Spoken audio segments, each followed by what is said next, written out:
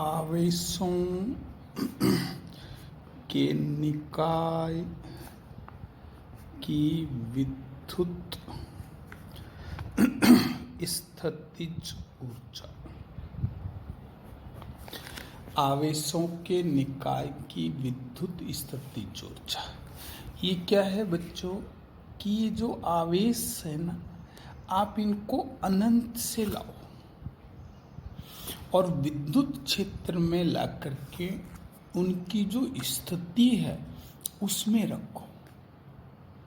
तो इसके लिए आपको जो कार्य करना पड़ेगा वही आवेशों के निकाय की विद्युत स्थितिज ऊर्जा के बराबर होता है।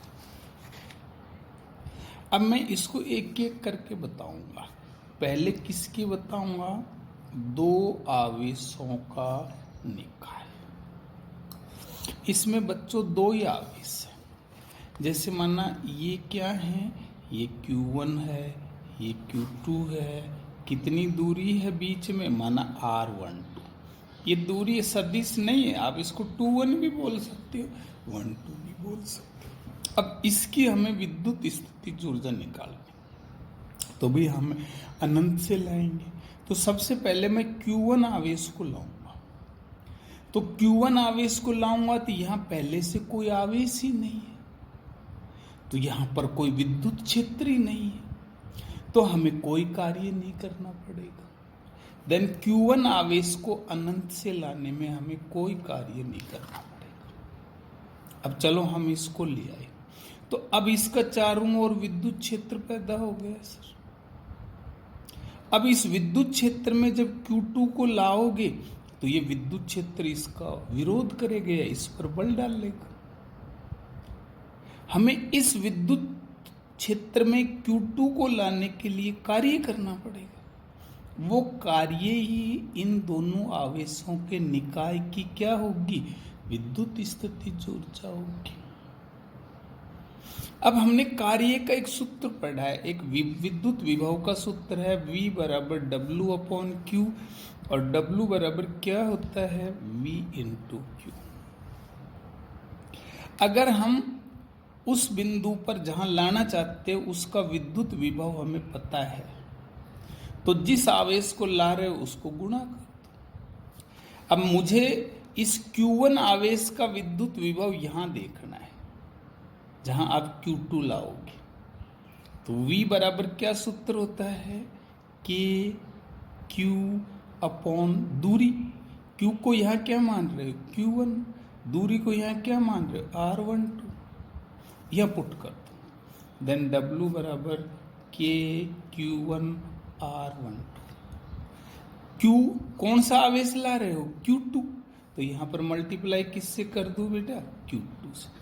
ये हमारे आवेशों के निकाय की विद्युत स्थितिज ऊर्जा होगी। किनकी? दो आवेशों के निकाय की। K Q1 Q2 R भी लिख सकते हो।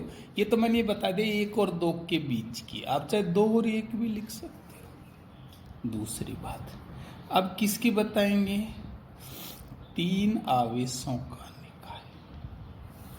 अब हम माना कोई 3 आवेशों का निकाय बनाना चाहते, सपोज एक त्रिभुज रूप में रखें 3 आवेश। ये Q1 है, ये Q2 है, ये क्या है? Q3 है।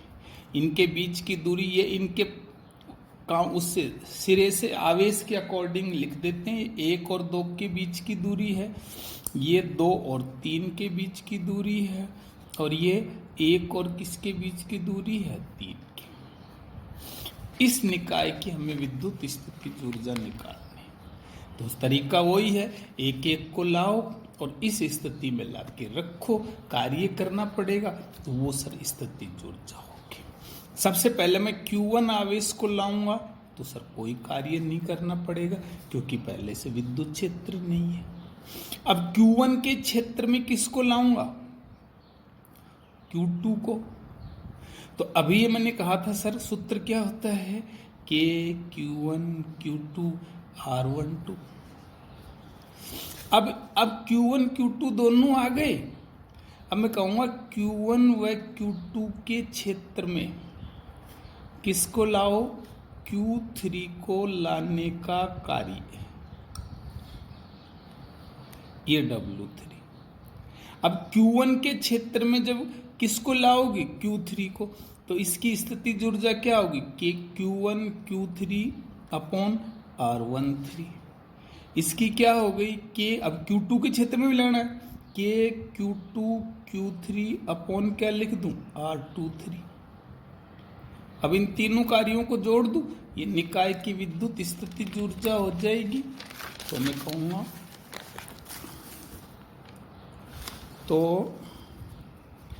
निकाय की U बराबर W1 प्लस W2 प्लस क्या है W3। ये क्या है, K Q1 Q2 R12। ये क्या है, K Q2 Q3 R23। ये क्या है, K Q1 Q3 R13। ये तीन आवेशों के निकाय की विद्युत स्थितिज ऊर्जा है। मैं अगर इसको गणित के पदों में जोड़ के लिखूं ना, तो मैं इसको यूं भी लिख सकता हूं, K को बाहर निकाल दो, इन पदों के लिए सिग्मा लगा दो। एक को कहां से शुरू करो, I से, एक को कहां से करो, J से, ऐसे R I J। ये योग है बच्चों, इन तीनों पदों का योग है। ये के तो नियतांक के बाहर निकाल दे। ये I, ये Q1 Q2 Q, ये I से शुरू हो रहे हैं, ये अगले हैं ना, ये J सिंबल से शुरू हो रहा है। तो I कहाँ से शुरू है, 1 से, कहाँ तक है, यहाँ पर 3 तक है। J भी कहाँ से शुरू है, 1 से, कहाँ तक है, 3 तक है। लेकिन I और J है ना, बराबर नहीं है बेटा। देखो इनमें कोई भी, जैसे Q1 नहीं आ रहे हैं, देखो Q2 नहीं आ रहे, सब अलग अलग आ रहे हैं। तो I नॉट इक्वल्स टू क्या है, J है। ये आप इसको गणित में लिख सकते हो। अब इसमें एक प्रॉब्लम है बेटा, आप इसको एक बार 1 मानोगे, इसको माना 2 मान लिया, अगली बार में इसको आप 2 मानोगे, इसको 1 मानोगे, तो ऐसे ये 6 पद बनेंगे इसको अगर अपन हल करेंगे तो। जबकि पद कितने हैं, 3, क्योंकि हमने एक बार काउंट किया, 2 बार नहीं किया है ना। ऐसे ही 2 बार काउंट हो सकते हैं, तो इसलिए हमें 3 पद आएंगे, तो इसमें कितने का भाग दे दें, 2 का। तो ऐसे कितने भी ऐसे पद हो, कितने का भाग लग जाता है, 2 का, क्योंकि इस सूत्र से 6 पद आएंगे। एक बार इसको 1 मान सकते हो, इसको 2, अगली बार इसको 2, इसको 1, है ना, इसलिए हम 2 का भाग लगाते हैं। और अगर बच्चों ये 3 की बजाय n हो तो आप यहाँ 3 हटा के क्या लिख दोगे, n। ये n आवेशों के निकाय की क्या होगी बच्चों, विद्युत स्थितिज ऊर्जा। बस कुछ नहीं, 3 को काट के यहाँ क्या लिखना है, n। तो n आवेशों के निकाय की क्या होगी बच्चों, विद्युत स्थितिज ऊर्जा। अब हमारा अगला टॉपिक है समविद्युत क्षेत्र में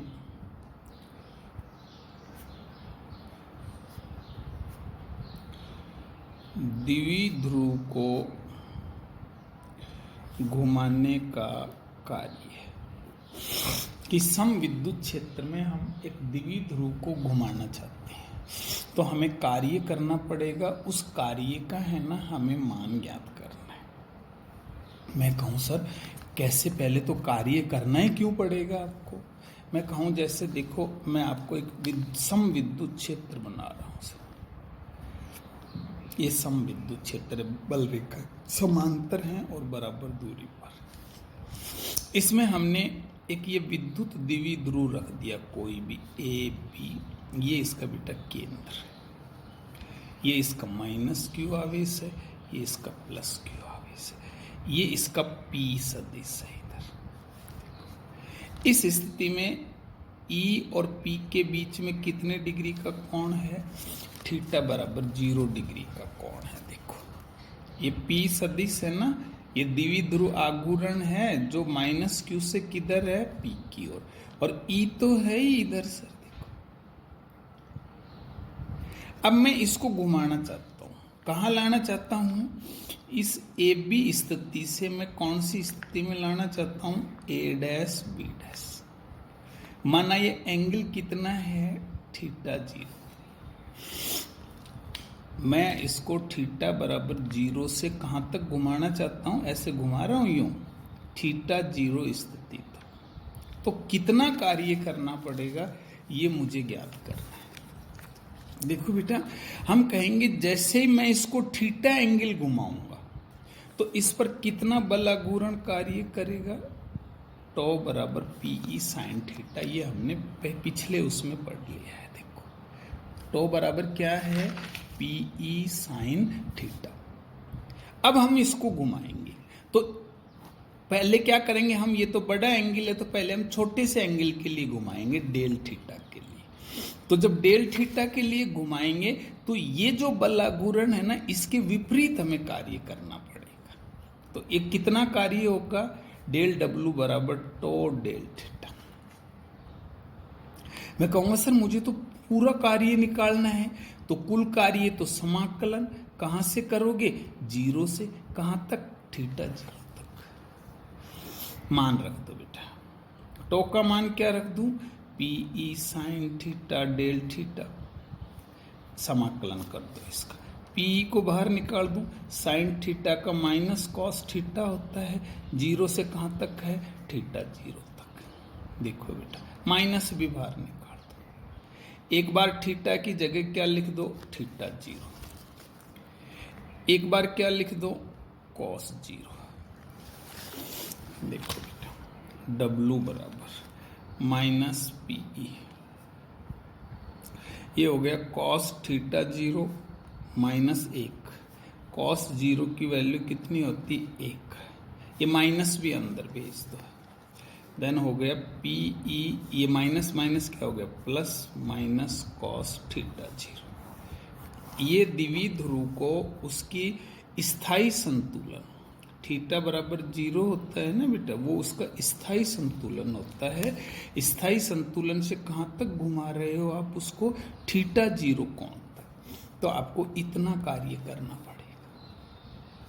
अब हमें कोई थीटा 0 बराबर 0 शर्त दे दे तो यहाँ कॉस 0 रख देना, डब्लू बराबर 0 आ जाएगा। ऐसे हमें थीटा 0 बराबर 90 दे दे तो कॉस 90 का मान कितना होता है, देखो 0, देन डब्लू बराबर क्या हो गया, पीई। ऐसे कॉस 180, थीटा बराबर कितना रख दो, 180, देन कॉस 180 बराबर -1। देखो डब्लू बराबर पीई 1 माइनस, और ये एक और -1, माइनस माइनस क्या हो गया, देखो ये डब्लू बराबर ये कितना है, ये -1, देन माइनस माइनस क्या हो गया, प्लस, देन पीई ये 2 हो गया, देन 2 पीई हो गया। इस प्रकार से हमें कोई भी शर्त देना तो हम अज्ञात कर सकते हैं, नहीं अदरवाइज हम यहाँ तक ही ज्ञात करके छोड़ देंगे। आपको यूं भी कह दे सर थीटा 1 से थीटा 2 तक घुमाए, माना संतुलन से न घुमा के, तो उस स्थिति में बेटा ये 0 वाली स्थिति है ना, देखो इधर इसको आप थीटा 1 से कहाँ तक करना, थीटा 2 तक। देन ये आ जाएगा यहाँ पर cos theta 1 minus cos theta 2। ये पीई ये क्या है, कॉस 0 था ना, ये कॉस थीटा 1 हो जाएगा, और ये क्या हो जाएगा, कॉस थीटा 2। तो डब्लू की नई शर्त हो जाएगी PE cos theta 1 minus cos theta